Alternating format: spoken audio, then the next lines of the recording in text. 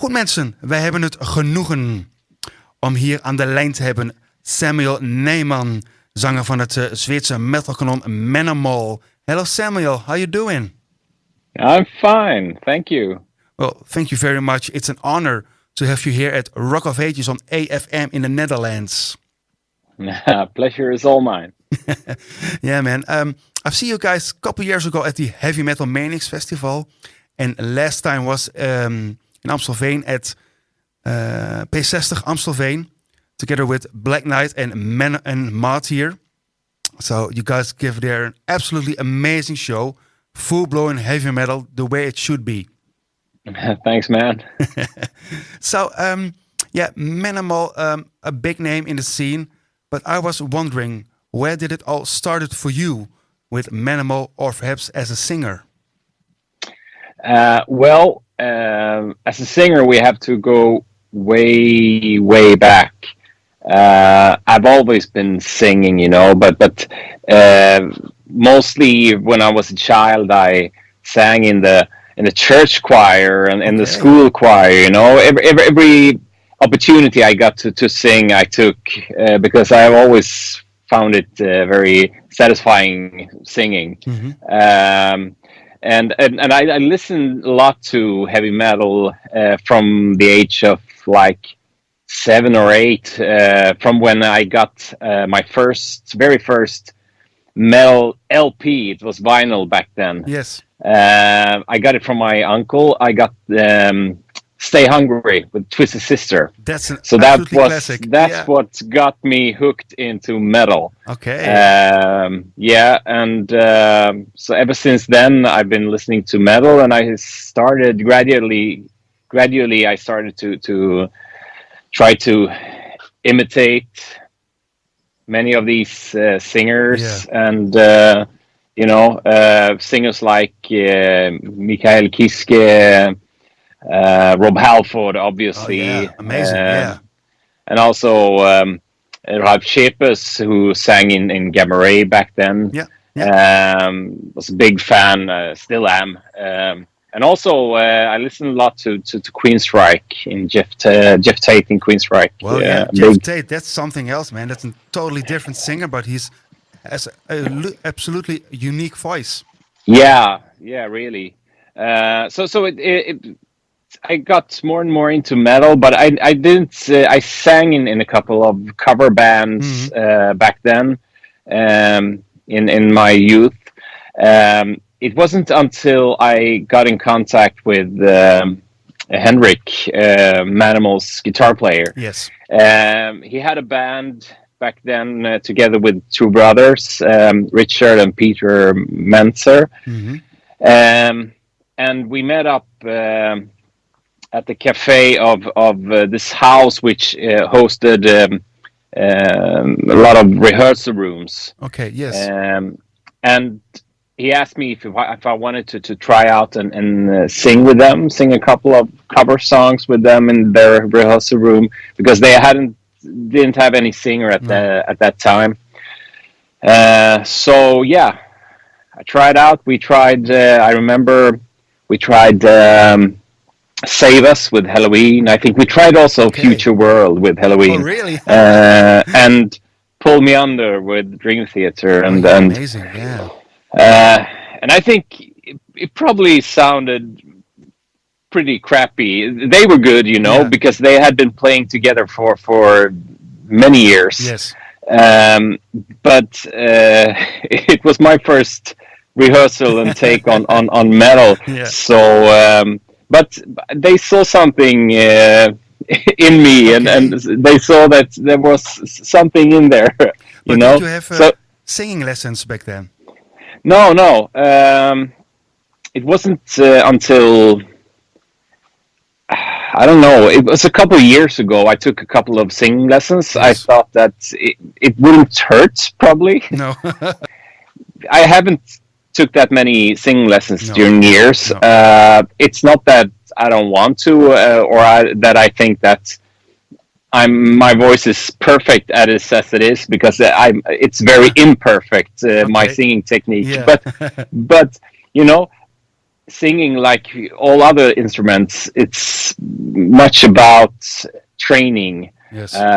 doing it over and over and over again, Yeah. and doing it the right way, and Yeah. that is something you can learn from a vocal coach, to right do it the technique. right way. Yeah. But then you have to do it over and over again, and that is not my thing.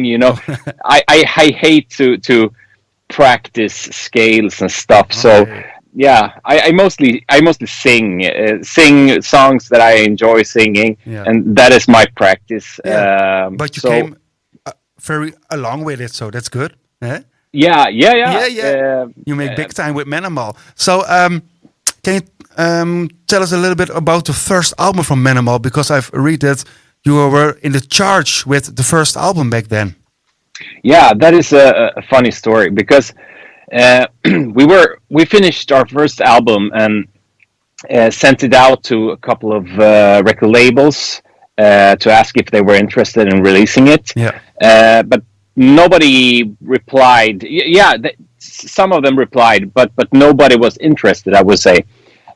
So we thought that, hell, let's release it ourselves, because the album is finished and we can do it ourselves. So the very first edition of our first album, The Darkest Room, was released on our own label. I think around 1,000 copies. Yeah. And we managed to sell enough physical copies the first week of sales. Mhm. So we ended up in the official Swedish album charts. Oh, nice. And, Yeah. and then AFM, which was one of the record labels that had received the album before it was released, Okay. and asked if they were interested. They first said that they weren't interested, but after we hit the charts in Sweden, they came back to us and say, "Hey, I think we are interested." So This is something else. Yeah, this is something nice. yeah, so we signed a deal with AFM. Yeah. And they re-released the album worldwide, Yes. both physically and digitally. And we've been with AFM ever since. So now we have released our fifth album or Fourth, I believe. Darkest Room Trapped.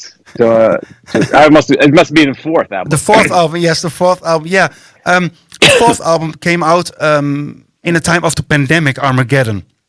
Yeah. How was it for you guys making an album in pandemic time? Well, making it and recording it was pretty soft, because we didn't have anything else to focus on, No. Like touring or stuff, and obviously we tried not to meet up if it wasn't really necessary. No. Because we wanted to social distancing, Yeah, that was important back then. Yeah. Yeah, but so many things we handled over the internet communication and Yes. stuff. But it was in Sweden. There wasn't ever a major lockdown like it was in the rest of the world. Okay, no. So we were allowed to meet. It was just that we tried to keep it at a few occasions. Yeah. And some of the occasions was when we did the drum recordings and the mix, and also me and Kenny did the vocal recordings together. So yeah, so it was pretty. It fitted us pretty well, because we were about to start the work with our new album either way. Yes. So therefore we didn't have any shows canceled because of the pandemic or something like many other bands. No. But then the problem came after the album was released, because there still was a lot of restrictions. Yes. And so we couldn't go out tour directly after the album release. And to be honest, we haven't done any proper tour on this album yet. No, not yet. We were supposed to be out last November, but we had to postpone the tour because the ticket sales was Low. Yeah, Yeah. it was very low. I can imagine that the people were like, okay, can we do it or can we do it not? And yeah. Exactly, and you know, we have all these costs, and if we don't know that at least we have a chance to break even, it's hard it's hard to do it.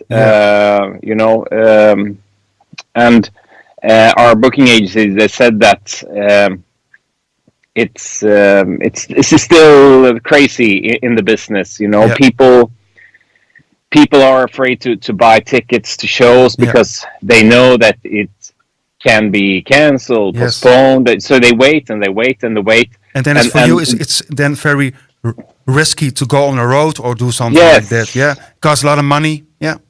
Yeah. So I'm begging all listeners out there, all metalheads, to go and buy tickets directly to the shows and the tours that you want to go to, because it means a lot to the bands. It's important. And then and then hopefully more tours will happen and less tours will be cancelled. But of course it's a struggle now, because prices for everything has gone to the roof, except the artist fees. They are like they were before the pandemic. So the payment is the same, but the cost is huge. You know. Yeah. But you were like I said, in January you were here in the Netherlands. But that was a one-off show, wasn't it? Yes, it was. It was all thanks to our friends from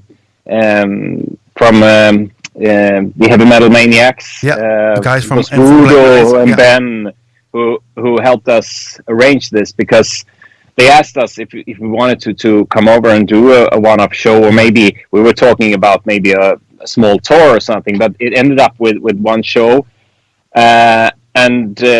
Obviously we were very happy that we were able to do that together with our friends, and you know, it was it was an amazing night. It was, yes. It's an awesome venue, P60, you know. Yeah. And to be there and to play, to share the stage with your friends and you know. With Black Knight and Mart here, yeah. Yeah, and it also we had some fans coming from Austria, driving all the way from Austria, and also a guy who flew over from America just to see us there. And I remember, that is so cool. Yeah, but I think that's like when you're in a band and fans are making that kind of sacrifice or travel so far a distance to see you live. Yeah, that must be a great feeling for you guys. It is. It really is. We are so humble before this fact that people are willing to sacrifice and spend money, you know, to come and see us and travel so far. Yes, you know, it's amazing. Yeah. Dit is Rock of Ages.